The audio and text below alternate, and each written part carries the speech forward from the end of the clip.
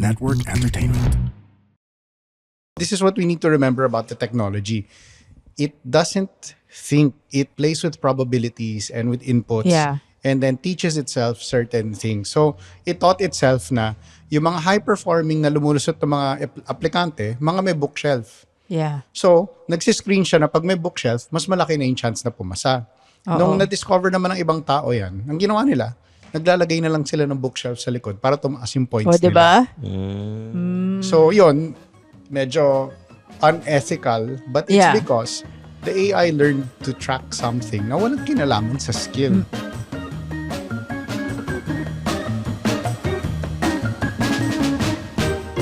Mga Immortal, welcome to the Underpaid Podcast. I'm your host, Stanley Chi. Ito ang podcast na pro-employee para sa mga Immortal, wherein we talk about work-related topics in a light manner na parang nagkukwentuhan lang tayo. Kasama ko ang aking co-host, si Zar de los Reyes, CRSP, ang inyong career coach and Upwork expert. And kasama natin, guest dito sa Underpaid Podcast, Ateneo lecturer, AI ethics expert, writer, and all-around nice guy. Yun yung mahalaga sa akin. Carl Joe Javier. Thank you, guys. So, Hi, Carl. Thank you. Hello. in this episode, pag-uusapan natin, paano ba makakatulong ang AI sa trabaho natin?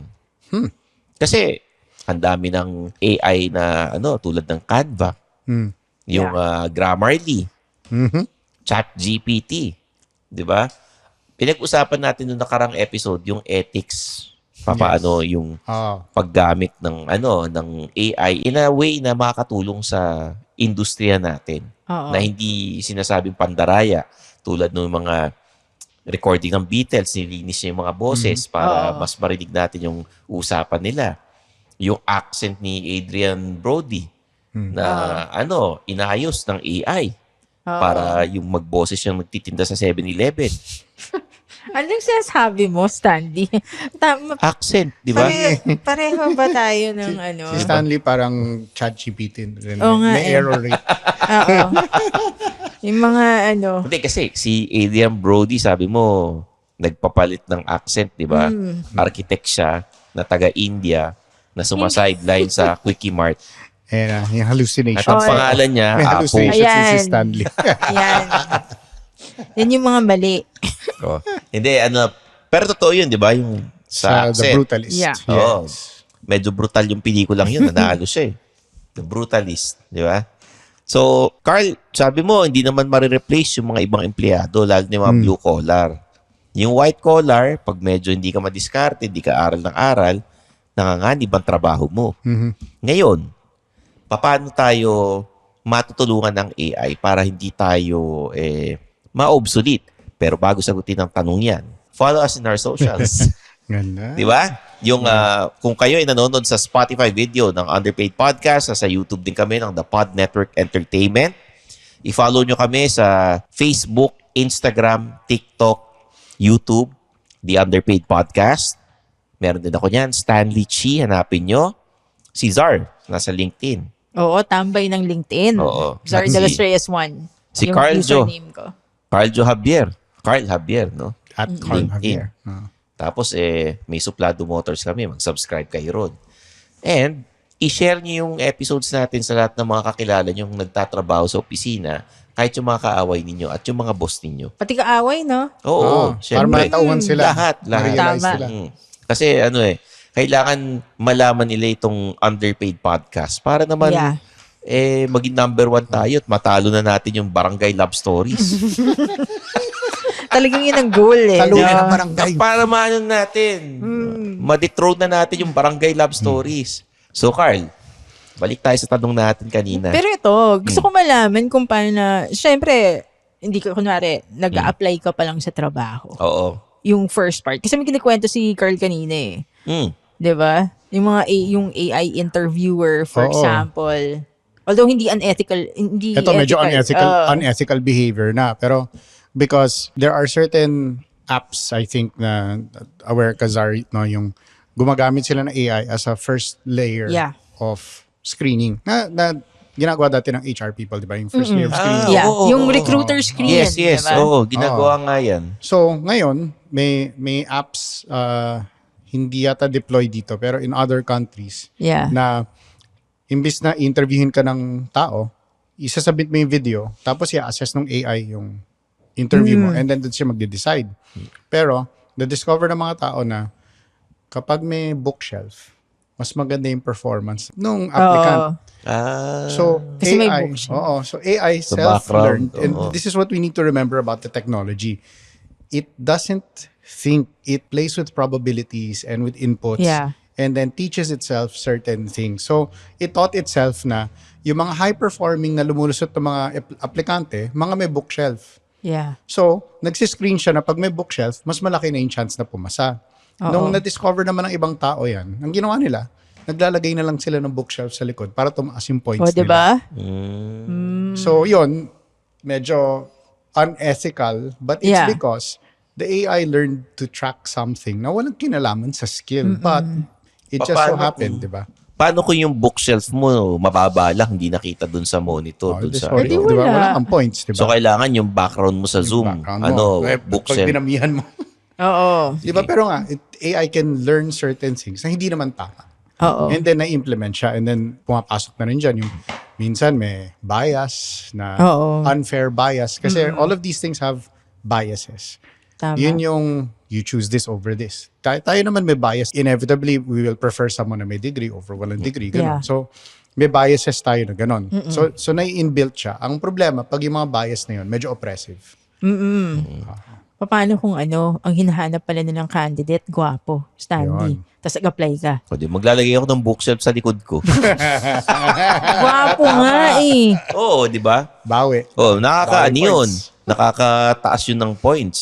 Hindi ba facial recognition na lang siya? Well, sabi nga naman ng ChatGPT, gwapo daw ako. Okay. So, may malaki ng chance Oo. na may Oo. Oo. Tama, Not tama. only guapo, iconic. Mm-mm. Iconic. Kung kayo nakikinig noong nakarang episode, sinabi man ni ChatGPT na gwapo raw ako nung tinanong ko siya. Hindi na bookshelf ang titingnan. Yung facial symmetry mo. Oo nga. Yung ilong mo. Pero Mata mo. pag may bookshelf ako sa background, malaking tulong din yun. Okay. Bukod sa gwapo, matalino rin to. Okay. He's a wide reader. Gaganon sila. So, this is not what you should do to make you more hireable. Sa mga hindi nakakaalam, underpaid listeners, mga immortal, humorist po ako. Nakasulat po ako ng 12 libro. Kaya matalino rin ako. Tsaka talaga may bookshelf Akala ko, ako. sasabihin mo kaya nagjo-joke ka lang. Yeah. Hindi lang bookshelf. Uy, Bookshelf with your books on the shelf. Oo naman. Endorser ako ng MIBF dati. Ah, Hindi mo talaga. alam yun, Carl, pero i-google mo yun. Naalala ko yun. Ano ba yung mga titles sa mga libro mo? Mga malalalim na title? Ay, ano? oo. May mga The Iconic Suplado Tips. Ano pa? Pogi Points. Men are from QC, women are from Alabang. Napakatalino Yan, talaga pelikula. ng mga libro. Chicken Mommy for the Sawi. One Night Stand. Diba? Napakawiti nun. O, di ba? Office Petics. Love is landian with effort. Di ba? At ang walang kamatayang biglang liko sabay yuko.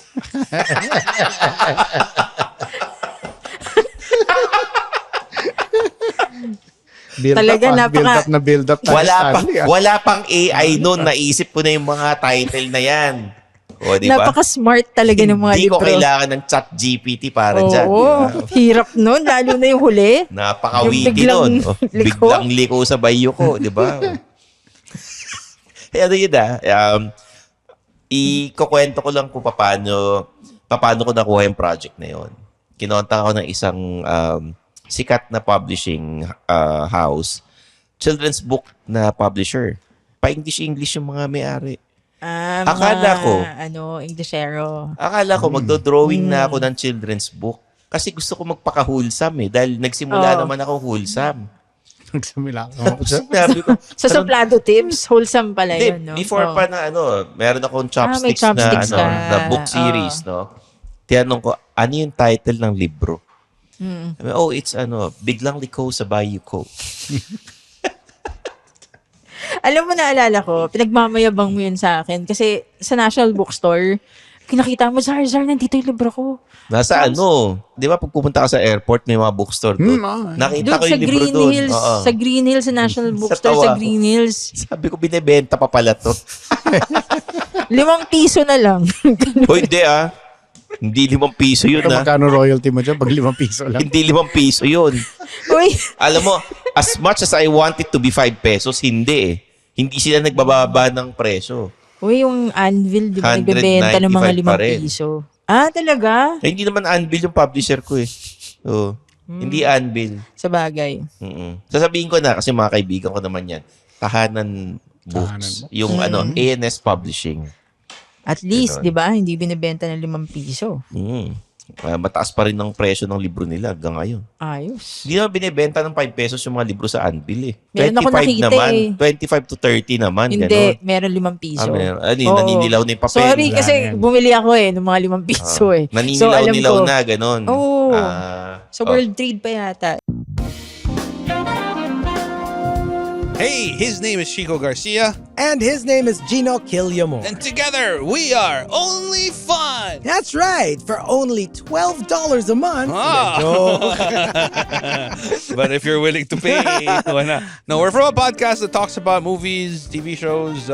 Basically, we do reviews of K-dramas, whatever is on streaming, whatever is on cinemas. We also get to occasionally interview celebrities, actors, Directors. And of course, infused with our own witty brand of humor and slice of life. Wow. I guess we don't infuse a lot. Check it out. Balik tayo sa AI. Paano ito makakatulong sa trabaho ko kung ako ay isang ordinary office worker? So I think number 1, training tool siya eh. Educational tool talaga siya. Now, kailangan natin ingatan na these bots can give you hallucinations. So, Bakit? kailangan Parang ano ba to? Diba? Yung parang ikaw, Stanley, yung wala naman doon, sinabi mo na meron. Kasi inherently, part of the design of some of them, like ChatGPT is, gusto talaga niya sagutin yung tanong mo. So, kaya kahit na hindi totoo, wala siyang basis, sasagot siya kasi design siya na sumagot. Kanina tinanong ko ChatGPT sino man nanalo sa election, hindi niya alam. Hindi niya alam. Diba? Hindi niya alam. So may mga parameters, lalo na yung politics, may parameters yan para hindi siya sasagot. Hindi niya sasabihin sa'yo kung sino dapat may boto. Ganun. Yeah. Oo. Meron ganong klaseng parameters. But you can't believe everything that it says. But you can use these as tools for research. Yeah. You can use them as tools for self-improvement. Kunwari yung coaching. Oo. At alam natin to, no, parang pag may HR tayo, minsan yung HR, wala namang oras yun na tulungan ka, nagawan ka ng plan, gano'n. Pero what if you use ChatGPT or other bots? Kung parang marami naman dyan na gamitin mo siya as a coach. Oo. At these are my career goals. Help me plan. Ano bang dapat kong gawin? Ito, tinanong ko, sino mananalo sa darating na eleksyon? Ang sinagot sa akin, hindi natin masasabi ng tiyak kung sino ang mananalo sa darating na eleksyon sa Mayo 2025. Maraming salik ang nakakaapekto sa resulta ng halalan tulad ng mga plataforma at kampanya ng mga kandidato. Pati na rin ang mga pambansang issue at opinyon ng mga botante. Mahalagang subaybayan ang mga pinagkakatiwalaang balita at analysis habang papalapit na ang araw ng eleksyon para magkaroon ng mas malinaw na larawan sa magiging kinalabasan. Yan ang sinagot sa akin ng ChatGPT. So, Tama naman. may ethics naman si ChatGPT. Yun. Halimbawa, Carl, HR ka, para sa iyo diba? Para sa iyo, Renzar. Kanina pinag-usapan niyo yung pagpili ng mga aplikante na screen na. Pag sinabi mo sa ChatGPT, sino sa tingin mo ang pinaka-okay na kandidato tapos nilagay mo yung pangalan ng mga nag-a-apply? Magre-research ba yan? Depende sa dataset na kuhaan mo. So, depende rin nga kung paano gagamitin. Actually, I just did this now habang nag-uusap tayo. Pretend I am a new employee in a conglomerate in the Philippines. You are a career coach. Give me 3 steps to prepare for the future and improve my prospects. So, ang advice niya, number 1, master your current role while building cross-functional skills. Number 2, build your professional network strategically. Number 3, develop a growth mindset with clear career goals. So, Nagbibigay siya ng suggestions. Helpful siya. Yeah. And then, pwede mo to gamitin to track your progress. There are certain ones, like itong ginagamit ko ngayon, yung Claude. Pwede ka gumawa ng project. So, pwede ka mag-upload ng mga files sa kanya. So, yung mga bagay na inaaral mo, pwedeng nandyan. So, nagbe-build ka ng database for yourself. Yeah. Importante yung data eh. Even choosing candidates, for example, kapag integrated ng AI, yung ATS, which is the applicant tracking tool, then ano bang binibigay? Di ba? May resume. Ano pa? May pre-screen questions. Di ba? Pag nasagot mo yun a certain way, then most probably pipiliin ka ng AI. Ikaw yung lalabas dun sa top candidates niya. So, pwede mong gawin. Kunin mo yung resume mo, feed mo sa AI, analyze mo. How can I improve the resume? AI to AI. Bisa kami, nauso dati, video resume. Magpapadala ka ng video, papakilala ka. Tingin ko naman, kaya gusto ng mga ibang companies yan, bukod sa work from home or parang ang dami aplikante, titingnan nila kung magaling ka mag-present. Kung may kung may charisma kung nag-edit ka. Oo, di ba? Inayos mo ba? Hindi, totoo. May tinanong ako kanina sa ChatGPT, very safe din. Sabi ko, sino ang mas magaling? Tapos nagbigay ako ng 2 pangalan. Sinabi, parehong magaling sa kanya-kanyang style. Tapos pinakita niya, yung style ni ganito, ito. Yung style naman ni ganyan, ito. Ganon. Very safe din siya. May ethics pa rin. Oo. Mamaya, papabasa ko sa inyo off-cam. Sige. Kung sino yung tinanong ko. You can be very specific dun sa AI. You should be very specific. Kasi kunwari, di ba, it would help you decide eh. For example, sino mas gwapo? Si Stanley o si Carl? Tapos i-describe ko, si Stanley, ganito yung tsura niya. Maputi siya, Chinese siya. Okay. Tapos? So, i-describe ko. Ba't di mo siya describe? Describe mo. Si Carl. Not Chinese. Oo, hindi Chinese. Englishero. Bigotilyo, ganyan. Oo. So, pag binigyan mo siya, pag finid mo siya ng maraming information, then it would help you decide, di ba? So, in your perspective, so for example, in my perspective, sasabihin ko rin doon sa AI kung anong definition ko ng gwapo. Di ba? Para mas madaling mag-decide between the two of you based on my perspective. So, if you use that for job application, one is, huwag ka mag-submit ng ginawa ng AI. But, for example, mag-job interview ka. You can use a generative AI tool to be a job interviewer for you. Yeah. Parang bigyan mo ng job interview. Tapos sinasagot mo. Tapos pwede ka niyang tulungan para prepared ka pag nag-interview ka. Yeah, and ang daming tools, 'di ba? Ang daming tools like Google Warm Up, 'di ba? Meron AI interviewer siya. It would help you, tapos bibigyan ka pa ng feedback. Meron rin mga job scan, for example, that would help build your resume. So, magiging AI AI friendly siya. Ako, ginagamit ko siya as a fashion consultant. So, kunwari, meron akong kasal na pupuntahan a few weeks ago. Tapos, syempre, di ba, bigyan ka ng color scheme. Yeah. Tapos sabi ko, anong necktie? What neckties would match with this color scheme? So, bigay siya ng suggestions na kung gusto mong mas conservative looking, ito. Pero kung gusto mo medyo loud, ito. Ako sa Pinterest ako naghahanap ng ganun eh. Pero nangyari, ito suggestion kasi. Ito suggestion na eh. Anong ginagamit mo, yung Claude? I use Claude, I use ChatGPT. Kapag gusto ko mag-retrieve from online, I use Perplexity. Lahat sila tinetesting ko. So, kamusta naman yung forma mo? I think okay naman. Maganda naman yung labas. Hindi naman siya pinalabas sa Tsaka ginagamit ko sila to make recipes. So, okay. I think sa recipes pwede. Galing siya sa recipes. Oo, yung ChatGPT, I think pag kayo magluluto ka, ang hindi pwede yung mga creative na tingin ko, na word for word ko kopyahin mo. Hindi pwede ganun. Pero for example, actually, I just finished a book. Inaayos ko pa kung saan siya lalabas. Pero it's AI philosophy and pop culture. So nag-analyze ako ng movies. Her, Ex Machina, tas episodes of Black Mirror, Terminator, isa pa. So five long essays. Yeah. Pero ang ginawa ko, may parts doon, I have conversations with AI to think about it. And then nilalagay ko. So for example, yung Her, yung kay familiar mo kay Joaquin Phoenix, tapos yung boses ni Scarlett Johansson. Sabi ko, what if I use character AI to ask, why would someone want to talk to an AI instead of a human? Tapos yung sagot niya, maganda. Kasi humans judge.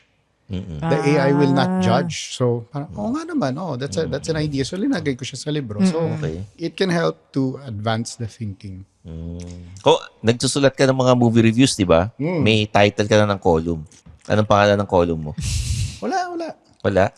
Pero kunyari, ako, suggestion ko lang. Walang chat GPT to. Game. Gusto ko masungit ka na nagre-review ng mga movies. So, Douche Ex Machina. Diba? Diba? Okay yun, diba? Hindi mo na kailangan ng AI. Nilalait mo lang yung movie, diba? Douche Ex Machina. So, ba't ang kupal nito? Kasi Douche Ex Machina nga. Diba? Diyan talaga magaling si Stanley. Yan, hindi ma-replace ng AI yan. Yan ang hindi magagawa. Oo. Pero alam mo, gumagamit ako ng AI sa work. Gumagamit ako ng ChatGPT sa work. Kunwari tatamad ako mag-write ng email. Sasabihin ko lang kung anong gusto kong email. Like, or gagawa ako ng basic email. This is being, please revise. Tapos revise niya. Sige nga, katuwaan lang.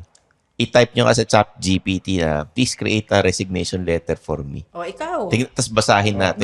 Gusto ko yung thought mo, Stanley Francis, sasabihin ko. Hindi, si Carl, Please draft a resignation letter. So yung for Stanley Chi, na comedian. Mission. Make it funny but witty, ganun. I am Stanley Chi, a comedian. Nakakatawa to para bago tayo mag-end ng episode, masaya naman. Pero sa mga immortal na nakikinig dyan, yung AI nakakatulong yan sa trabaho natin. Basta kailangan dagdagan ng diskarte, mag-aral na mag-aral, at syempre sana huwag kayo mandaya kung kayo writer o creative people, di ba? Yung AI is just a guide and a tool para mas ma-enhance natin yung trabaho natin. Oo naman. Oo, di ba? So, ayan guys. For Carl Javier, maraming salamat sa pag-guest dito sa amin sa Underpaid Podcast. Zar de los Reyes, I'm your host Stanley Chi and this is the Underpaid Podcast. Basahin na natin yung resignation letter na din-draft ng ChatGPT para sa atin. Gumawa ako ng 2 versions, Stanley. They say timing is everything in comedy. And the timing feels right to announce that I, Stanley Chi, am officially breaking up with my desk. It's not you. It's actually, let's be honest, it might be a little bit you. After X years or months of heroically surviving meetings that could have been emails and pretending to understand what synergy means, I am hereby tendering my resignation effective 2 weeks from today. Or immediately if you're currently reading this while laughing uncontrollably. Nag-resign na lang, ganun pa no? During my time here, I've learned valuable skills like telepathically knowing when the boss is approaching my cubicle, perfecting the art of looking busy while actually daydreaming about lunch, and making the office coffee strong enough to wake the dead. These are transferable skills I'll carry with me forever. Gusto ko yung transferable skills. I've calculated that I've spent approximately 37,500 hours sitting in this chair, which is coincidentally the exact amount of time it takes to become an expert at online shopping while appearing to draft important spreadsheets. Thank you for the memories and slightly stale birthday cakes, and for not noticing when I wore the same shirt 3 days in a row. Ayan. Galing Ayan, bibigay mo na. Funny and witty. Yun. So, maraming salamat guys. Thanks for listening to the Underpaid Podcast. Sa mga nanonood, kita-kits tayo sa next episode. Bye!